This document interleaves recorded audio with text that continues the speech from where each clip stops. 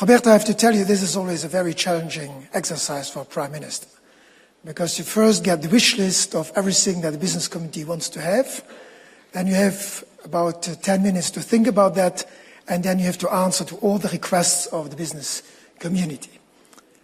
But I must say, this year I think that the exercise is not that difficult, because quite a lot of things that you said, and that were also echoed by the President of the European Parliament, whom I also would like to thank for coming to Luxembourg, because the European Parliament is also our parliament, the parliament of the citizens of all of Europe. So you're at home here, dear Roberta, not only because many of your civil servants work here, and we welcome them as well, but because it's part of Luxembourg. Europe is part of Luxembourg, and Luxembourg is part of Europe.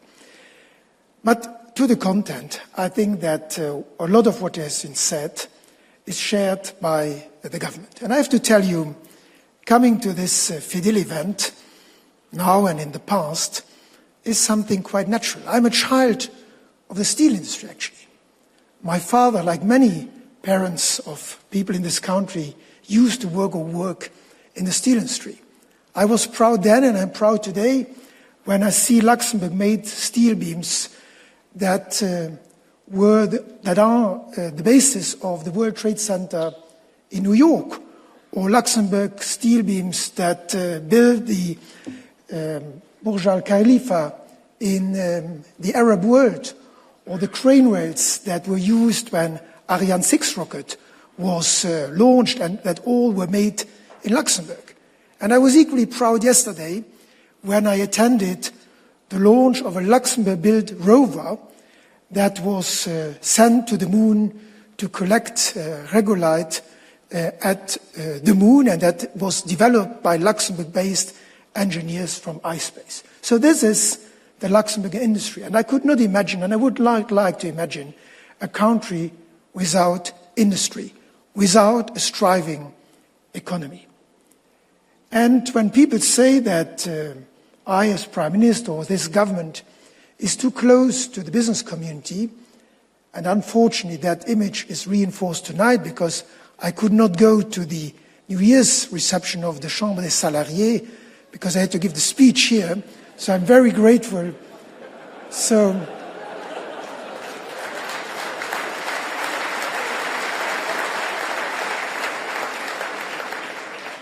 But I'm very grateful that the Deputy Prime Minister is representing us together with the Minister of Finance, I think, now at that event. So, but this being said, I think that, yes, I accept that criticism that we believe in a strong economy, because without a strong economy, there is no social welfare. And therefore, these are two elements, two sides of the same coin.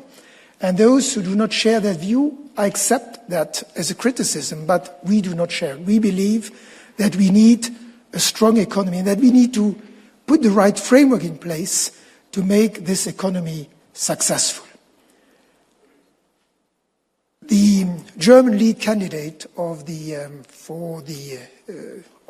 Christian Democrats for the German elections next month uses this sentence, which I quite like. He said, "Wirtschaft ist nicht alles, aber ohne Wirtschaft ist alles nichts."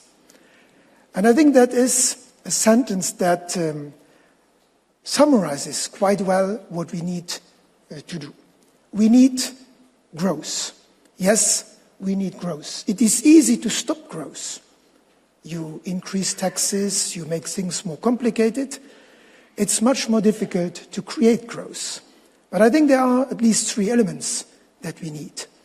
One is to put in place the right legal and tax framework to push growth. The second one is you need the dedication of entrepreneurs, of you, in the business community, at Fedil and in the rest of the economy. And I would like to thank you for your contribution on a daily basis to help us make this country on a path of growth. And the third element is we need a well-trained labor force to make sure that the companies that we are working in can be successful. So I think these are the three key elements for growth. And we will work on the first one together with you on the second and third element. And then we need stability. Stability, it was mentioned by the previous speakers as well. The year 2025, which we just started, will be marked by, and is already marked by, quite significant political instability in the world. And that is very regretful. You know, we are all now entering the third year of the terrible war of aggression by Russia in Ukraine. And it will not be easy to establish peace in Ukraine. This is not a classical deal where you say, well, you get some part of the land and then there is peace. No, we need a lasting peace. And all those who complain that peace is not yet there, forget that if we take the wrong steps in Ukraine, we might face another war in a few months or a few years in other parts of Europe. Because if Russia wins this war, it might be an invitation for Russia or others to continue in the Baltic countries, in Poland or elsewhere. And therefore, a lasting peace is what we need. But it creates instability, and we have this instability because we were not used to have wars anymore on the European continent. We are faced with big instability in our neighboring countries. France has no government with a majority. Belgium is negotiating already for 6 months to form a government. Germany has faced a tremendous chaos in its government over the past few months. We'll have elections next month, and it will take probably several weeks or months before they will have a government. So, Roberta, we have only 3 neighbors, but all the 3 neighbors that we have no well-functioning government. So this is the only stable place in this region, and therefore I want this government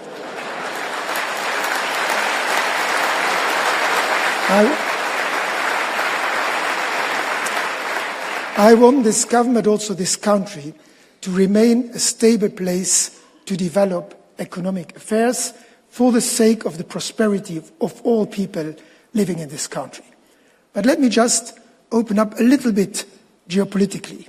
I'm also worried about what's going on in the rest of Europe. The fact that for the first time, at least the first time for many, probably since the end of the Cold War, that an election was cancelled, annulled in an EU member state, i.e. the presidential elections in Romania, is unprecedented. And it was not annulled because something people didn't count correctly.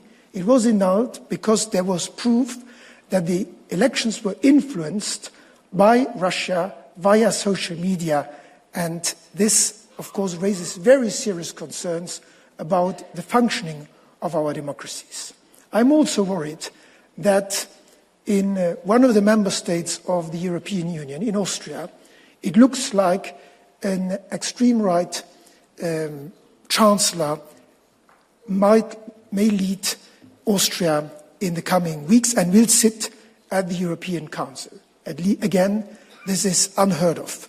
So we are challenged in our democratic institutions, we are challenged in our security by the war in Ukraine and everything that goes with it, and we are challenged by the fact that a number of countries do not manage anymore to have stable governments. That is not good, but it should be for us not an element of sadness, but it should be an encouragement to do more, because without stability there can be no growth, there can be no prosperity, and that is what we have to work on in the coming months. And now you say, rightly so, what can we do when it comes to the economy? Again, our plan is very clear. The government's plan is to have a clear vision and a clear method. The vision is that we need to have a strong, open economy that is part of a broader European economy that is competitive, and with a competitive economy, we can finance the rather strong social benefits that Luxembourg has always enjoyed and that we want to continue, and at the same time finance, based on this strong economy, the huge investments that we need for the digital transition, for the ecological transition, and for the defense expenditures that were mentioned by Georges earlier on. So that is a huge task in front of us. Competitiveness is something that requires several elements. I said before, it needs a legal and tax framework that is favorable for the business community. We did so. Since this government took office, we lowered the corporate tax, and we will continue on the path towards the average OECD corporate tax rate. But we also lowered the taxes for private persons, thereby encouraging, supporting consumption. We broadened the scope, for instance, of the prime participative, making extra efforts of talented people, of all people working in your companies, first tax-wise more attractive. We introduced tax-free bonuses for encouraging young people to join your company. So a whole bunch of smaller and larger tax measures to make work, I would say, more, that people like to work, and that if they produce something, they're encouraged and they're not punished by tax measures. And we will continue along that path. I think that is extremely important. So that is the tax context. And then you mentioned the regulations. By the way, it's the only time that I heard people in this audience that they applaud if new holidays are being suggested.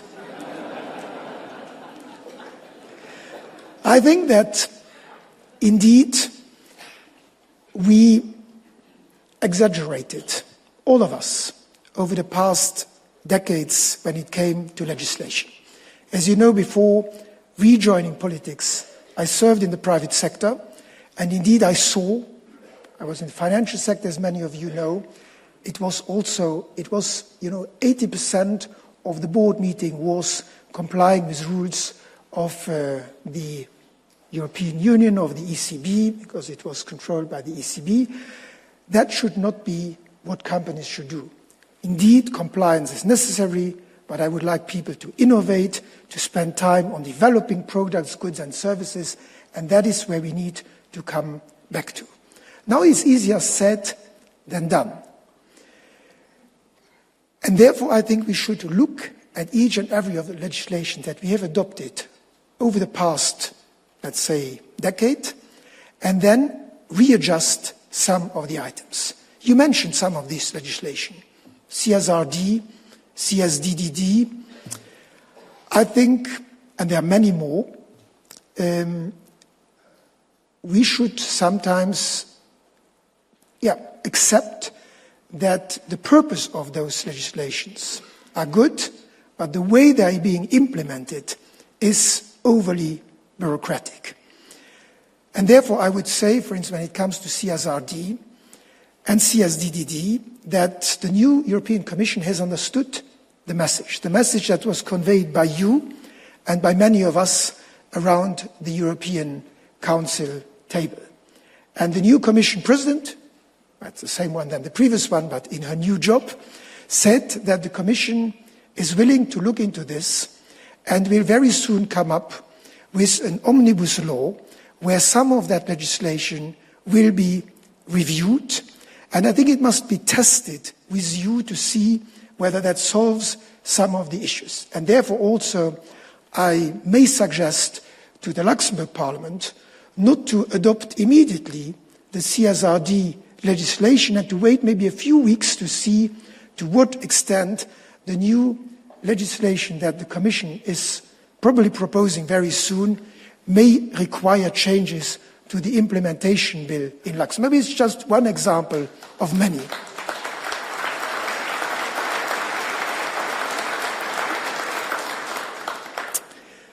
I would also invite Fedil and the rest of the business community to give us a list of European or Luxembourg legislation with concrete proposals on how we can achieve the same goals that we have defined often together, but I mean that's like that in democracy, it's for Parliament to adopt the laws, but to see how we can achieve those goals by making things less complicated for people, less complicated for businesses.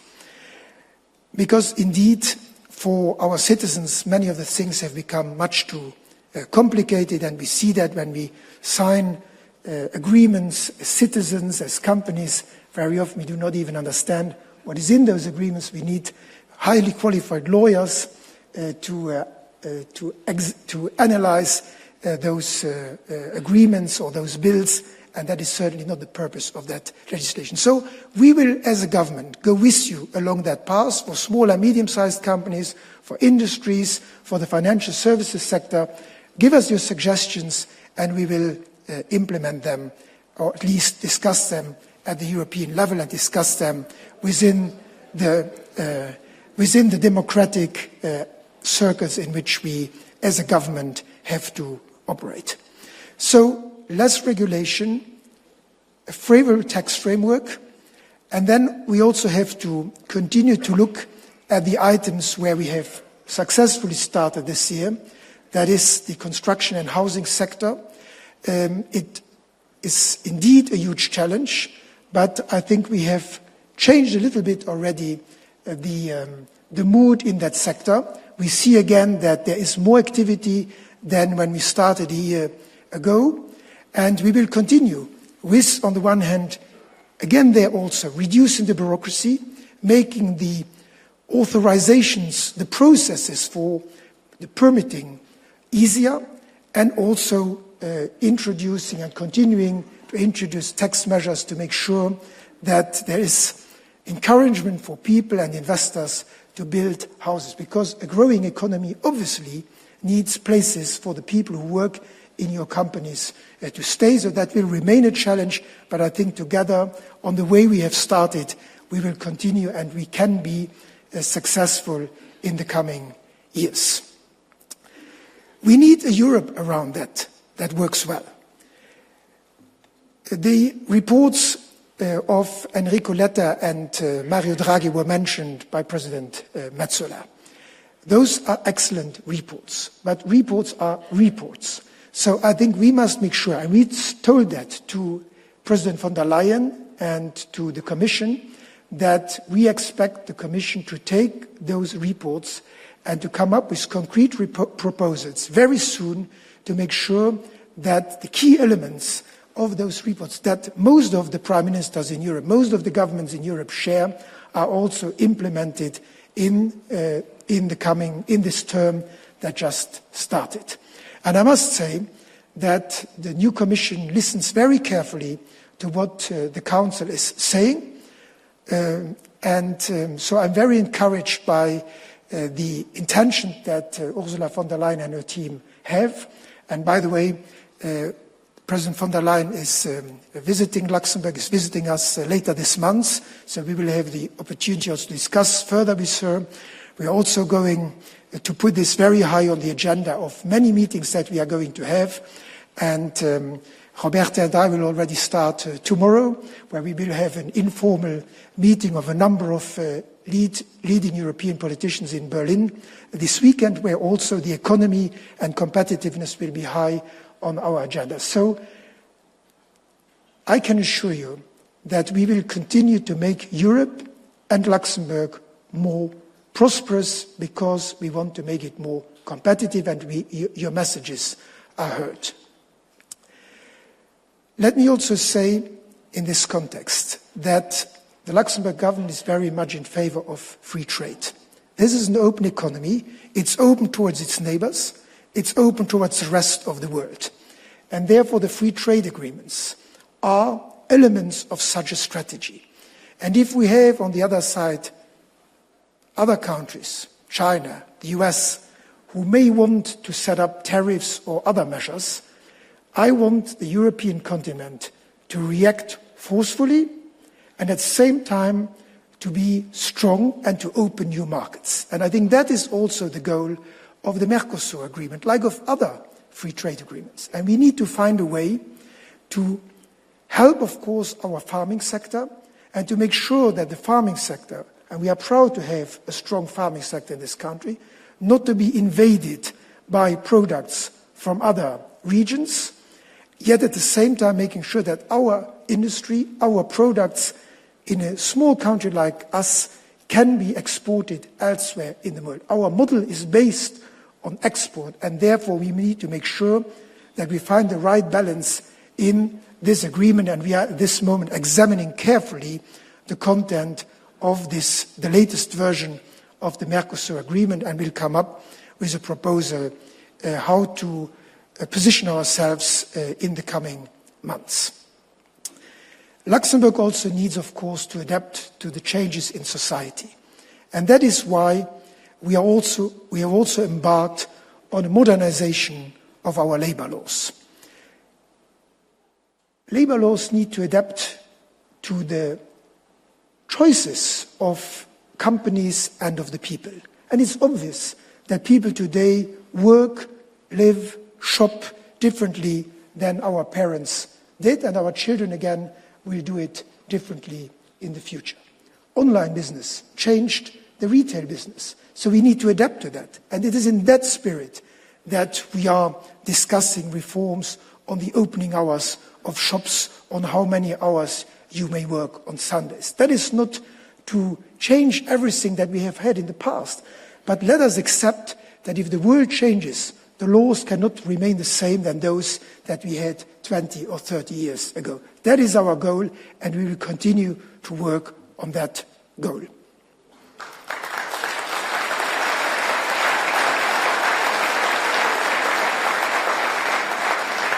Finally, on the method. The method is one of dialogue. Stability and growth also come in this, and have always come in this country, with social peace.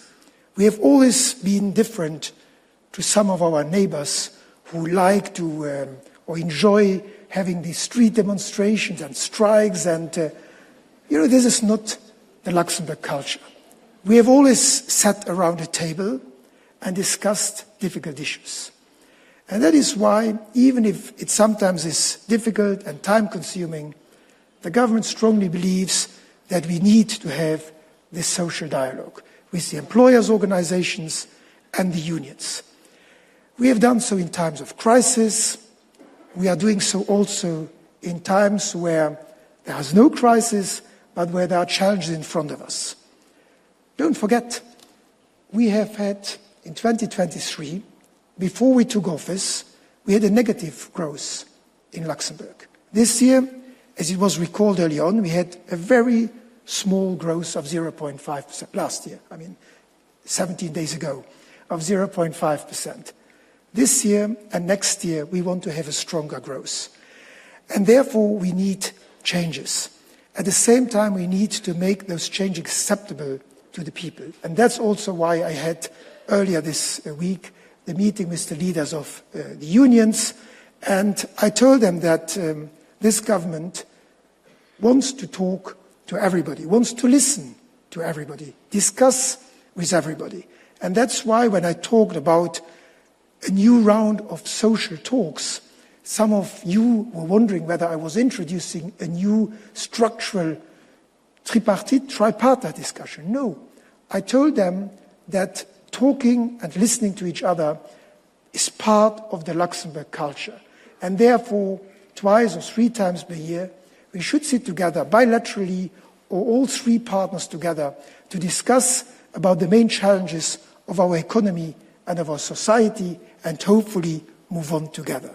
If we don't find an agreement, of course it is for Parliament and for the government to take on its responsibility. But talking is part of social peace, of the Luxembourg model, and we are committed to the Luxembourg model. And together, I think we can have a prosperous, stable Europe, a prosperous, stable and safe Luxembourg, and that is our task, and that is the word I want to give you at the beginning of 2025. And with this, I wish you all a happy, successful, healthy New Year, and I look forward to the cooperation with Fedil and all the business organizations in Luxembourg. Thank you very much.